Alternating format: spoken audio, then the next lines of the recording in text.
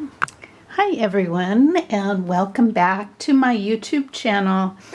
I was just demoing and doing a little tutorial on some basic watercolor techniques, and I thought I'd come back to you and kind of zoom out and show you a little bit of my setup here. Here's my my palette. And I'm using a Robert E. Wood palette. I have it set over here on my left side. If you're right-handed, you'd want to do it the opposite way. Have it over on your right side. And over here, I have my water.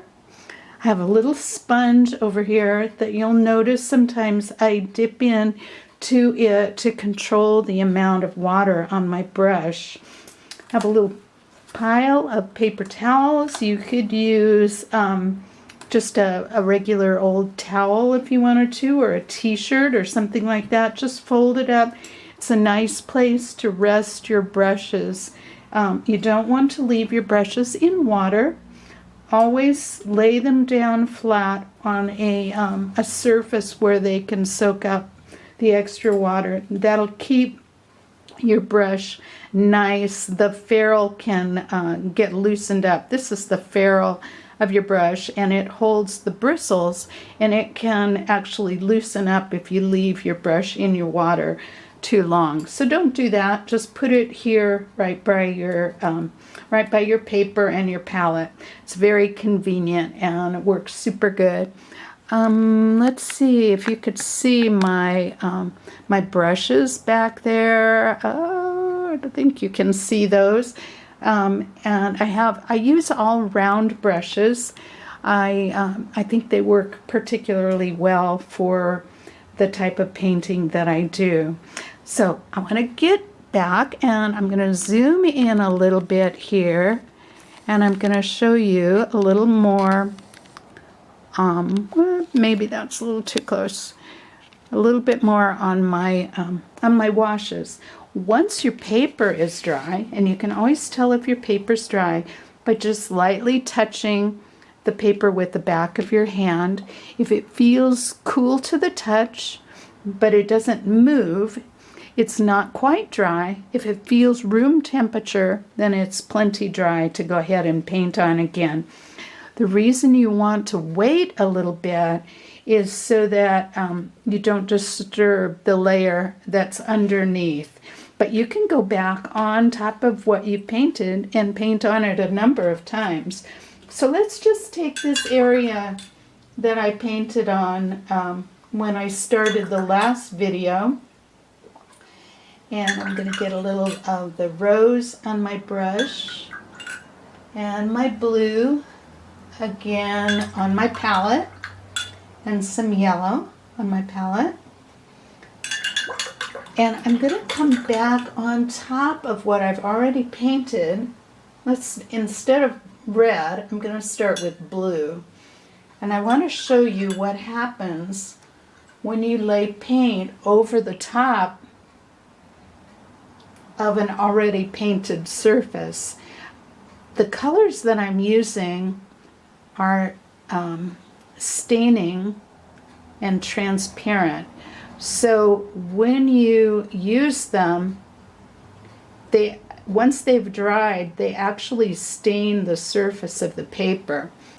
And so the nice thing about that is that you can paint over it, and the underneath layer will not be disturbed. And what happens is the color shows through. The layers of color actually show through each other. So each layer modifies what was underneath it. The first layer or the second layer. You can do a number of these layers, and it's really gives you a nice effect in your paintings. I'm going to put a little yellow. So if you put the same color, in other words, I'm laying yellow over yellow, it just will darken and brighten the area. if you put an opposite color, it's going to dull it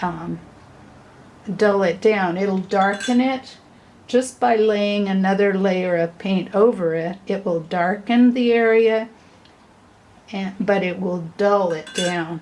So I'm going to bring the yellow over this area. Just pull it right over that. And it's going to start to make an orange here where the pink is. See how that's turning into sort of a orangey, peachy orange color. Here it's going to really start getting more and more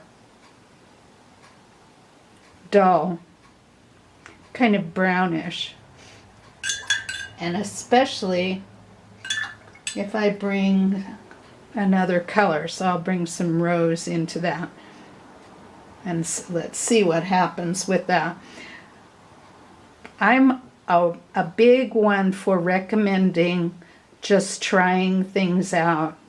So even if you're a beginner, go ahead in there. Even if you don't know all the answers, go ahead and start painting. Try things out, see what happens. The best way to learn is to try. And it's to do. Try it and do it. You learn the best by doing that. But it doesn't hurt to have somebody showing you the way, too. Okay, I'm going to go over the top of this one. I'm going to go with just about exactly the same colors that I used the first time. So here we are with our blue.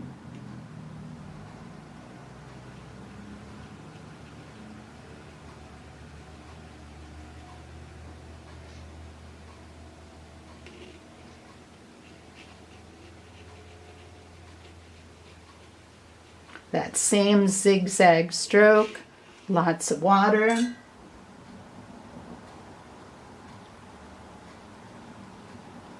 And then I'll start bringing in some yellow.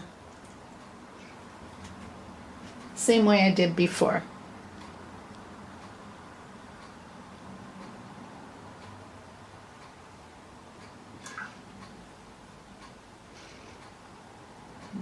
And when I first started taking classes and learning watercolors, we did these kinds of things a lot. We had to have lots of these kinds of studies to turn in. And I tell you, even though it might seem like it's boring to you as you watch, they're not boring to do, and when you're actually doing them. And they will teach you so much about watercolor.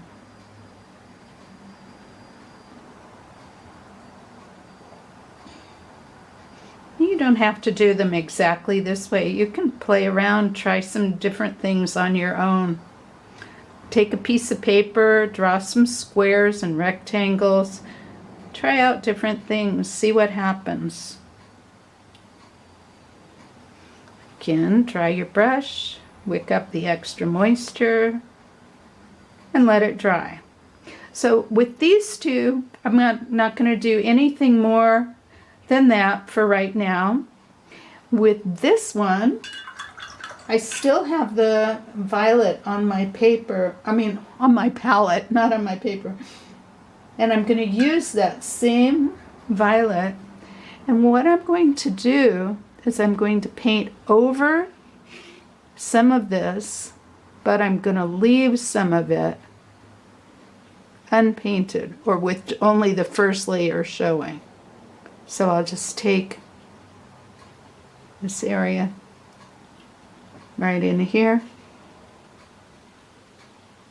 And when you're painting, that's what you'll do. You'll paint one layer, and then you'll come back in And you won't paint over the whole thing like I did here most of the time.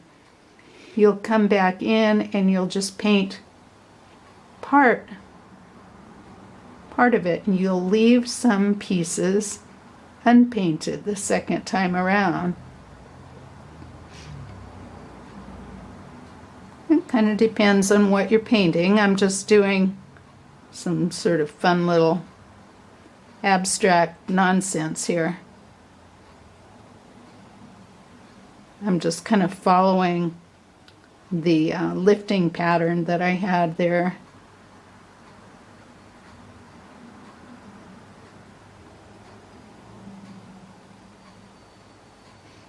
I just want to show you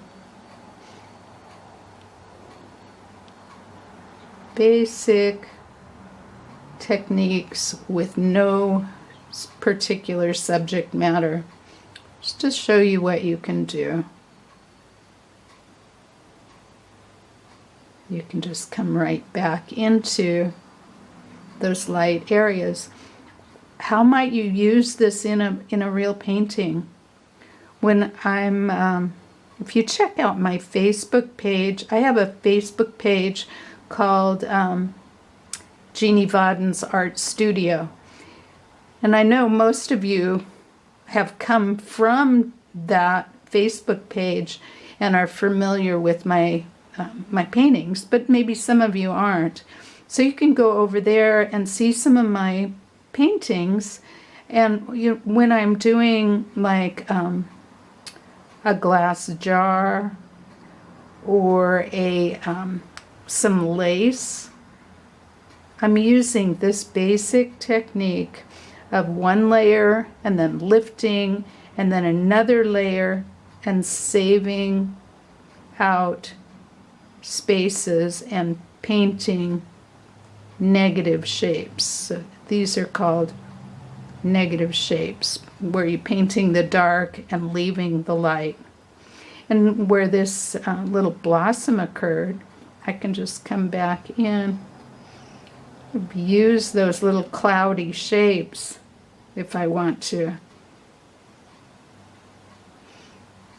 A lot of times I'll end up with like a little dot or a bunch of little dots, and I'll use those.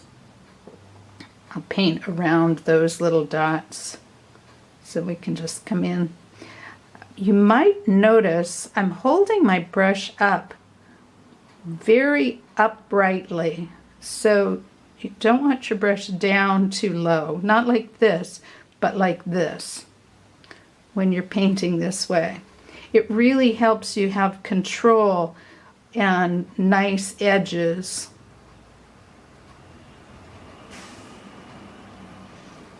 So that's kind of fun. I'm going to take one other little area right down here and just bring a little bit of a wash. And just a couple little dots. Pull that down. You can try this with more color too if you want.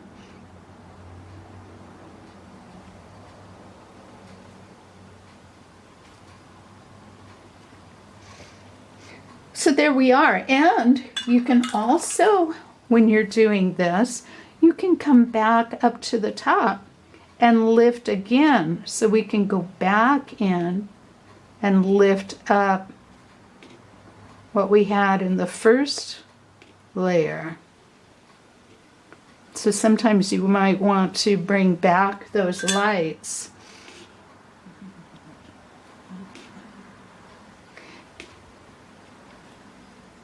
Or you might want to leave your edges hard-edged, or some hard-edged and some soft-edged. So we can come in here, maybe just soften a little bit, but maybe not these. You could also bring in some other lights. So you could come in, I don't know, I think that's still a little bit wet. I don't know if you can see on the camera, but this is still a little bit shiny down here. And when it's shiny, it's not going to lift as well. when it starts to turn matte, even that first lift that I did wasn't as good as coming back in here now. That's lifting much better. What if we make this come down here and just go into sort of a soft curve? I don't know, you know, if you're interested in seeing things like that, but I'm interested in showing you so you get to see it.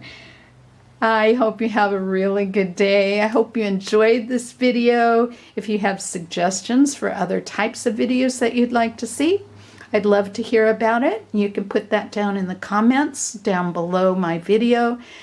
Please give it a thumbs up, as I'm just starting and I can use a little encouragement. So thank you very much for all of you who have been encouraging me all along the way. I'm enjoying doing these videos for you, and I hope to see you again in my next video. Bye-bye.